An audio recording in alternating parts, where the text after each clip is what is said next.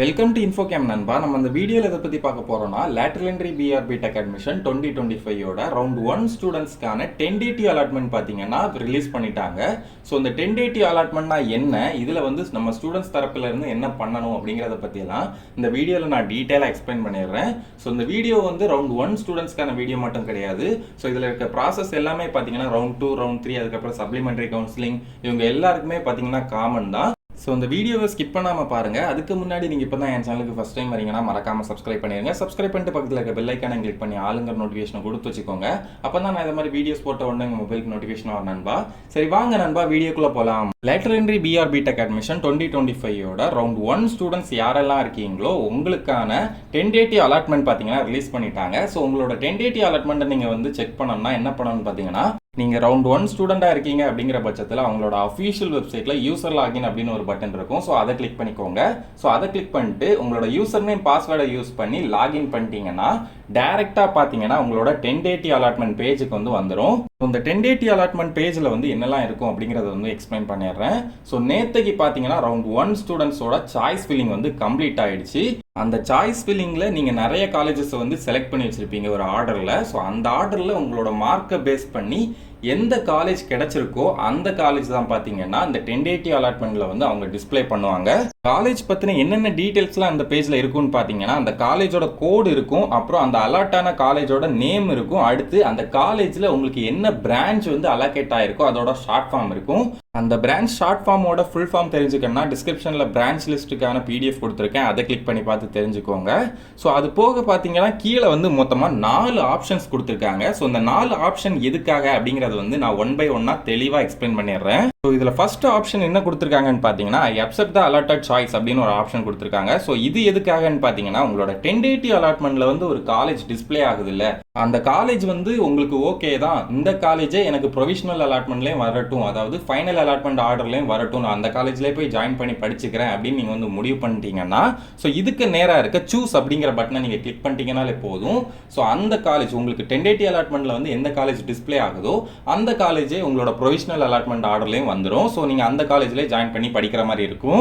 அடுத்து செகண்ட் கொடுத்துருக்க ஆப்ஷனை வந்து நான் லாஸ்ட்டாக எக்ஸ்பிளைன் பண்ணுறேன். ஸோ தேர்ட் என்ன ஆப்ஷன் கொடுத்துருக்காங்கன்னு பார்த்தீங்கன்னா, ஐ move to the next round அப்படின்னு ஒரு ஆப்ஷன் கொடுத்துருக்காங்க. ஸோ இது எதுக்காகன்னு பார்த்தீங்கன்னா, இப்போ உங்களுக்கு 1080 அலாட்மெண்ட்டில் ஒரு காலேஜ் டிஸ்பிளே ஆகிருக்கும், அந்த காலேஜ் வந்து உங்களுக்கு ஓகேவா இல்லை, எனக்கு வந்து அந்த காலேஜுக்கு போய் ஜாயின் பண்ணி படிக்கணும்னு விருப்பம் இல்லை அப்படின்னு நீங்கள் முடிவு எடுத்துட்டீங்கன்னா, ஸோ அதுக்கு நேராக இருக்க சூஸ் பட்டனை கொடுத்துட்டீங்கன்னாலே போதும், நீங்கள் டேரெக்டாக ரவுண்ட் 2க்கு வந்து மூவ் ஆயிடுவீங்க. நீங்கள் ரவுண்ட் 2க்கு மூவ் ஆயிட்டீங்கன்னா சேம் அதே போல் நீங்கள் ரவுண்ட் 1க்கு வந்து சாய்ஸ் ஃபில் பண்ண போலே பார்த்தீங்கன்னா ரவுண்ட் 2க்கும் சாய்ஸ் ஃபில் பண்ண வேண்டியது வரும். அதே மாதிரி 1080 அலாட்மெண்ட், ப்ரொவிஷனல் அலாட்மெண்ட் இது எல்லாமே பார்த்தீங்கன்னா ரவுண்ட் 2 படி நடக்கும். ஸோ அப்புறம் ஒரு முக்கியமான விஷயம், ரவுண்ட் 1ல் வந்து ஃபில்லான எந்த சீட்ஸுமே பார்த்தீங்கன்னா ரவுண்ட் 2லையும் காட்டாது. ஸோ அதையும் நீங்கள் வந்து யோசிச்சுக்கோங்க இந்த ஆப்ஷன் வந்து கொடுக்கறதுக்கு முன்னாடி.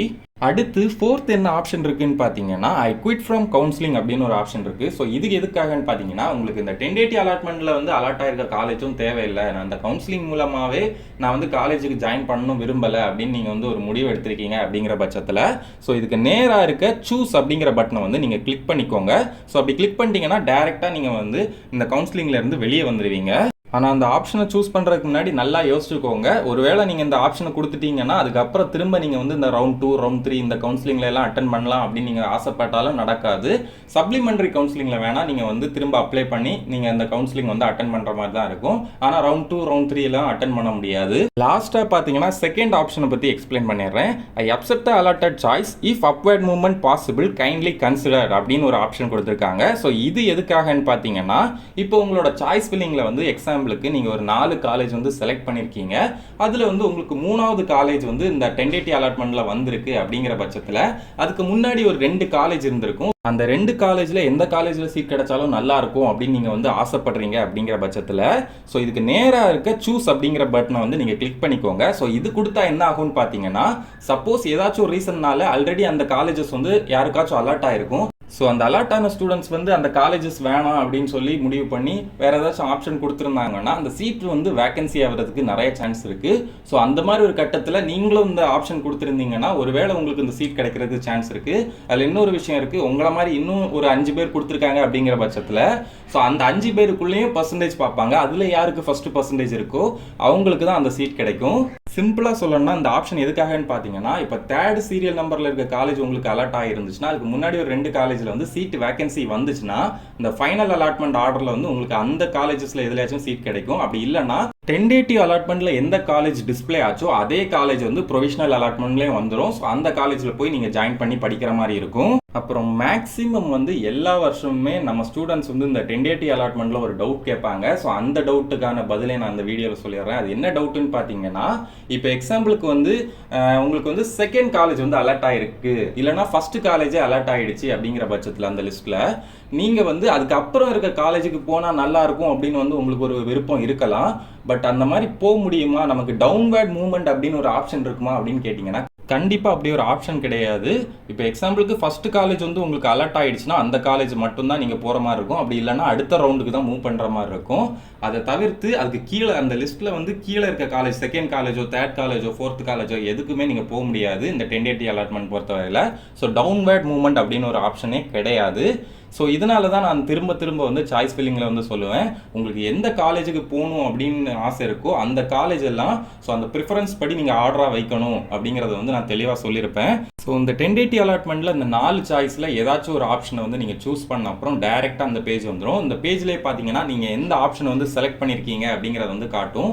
ஸோ நான் எந்த ஆப்ஷனை செலக்ட் பண்ணியிருக்கேன்னு பார்த்தீங்கன்னா, I accept the allotted choice if upward movement possible considered அப்படிங்கிற ஆப்ஷன் வந்து கொடுத்துருக்கேன். ஸோ இந்த மாதிரி ஆப்ஷன் நீங்கள் கொடுத்தீங்கன்னா ஃபைனல் அலாட்மெண்ட், அதாவது ப்ரொவிஷனல் அலாட்மெண்ட்டில் தான் உங்களுக்கு எந்த காலேஜ் வந்து அலாட் ஆக போகுது அப்படிங்கிறது வந்து தெரியும். அப்புறம் இன்னொரு முக்கியமான விஷயம், இன்னைக்கு அதாவது 27ஆம் தேதி ஜூலை 2025 ஈவினிங் 5 மணிக்குள்ளே கண்டிப்பாக நீங்கள் இந்த ஆப்ஷனில் ஏதாச்சும் ஒன்று வந்து நீங்கள் கண்டிப்பாக செலக்ட் பண்ணியே ஆகணும். ஸோ யாரும் இந்த 1080 அலாட்மெண்ட்டை வந்து மிஸ் பண்ணிடாதீங்க. அப்படி நீங்கள் அந்த 1080 அலாட்மெண்ட்டை மிஸ் பண்ணிட்டீங்க அப்படிங்கிற பட்சத்தில் உங்களுக்கு 1080 அலாட்மெண்ட்டில் எந்த காலேஜ் அலாட் ஆகிருக்கோ அந்த காலேஜே ஃபைனல் அலாட்மெண்ட் ஆர்டரில் வரதுக்கும் சான்ஸ் இருக்குது. அப்படி இல்லைனா நீங்கள் நெக்ஸ்ட் ரவுண்ட் மூவ் ஆகிறதுக்கும் சான்ஸ் இருக்குது.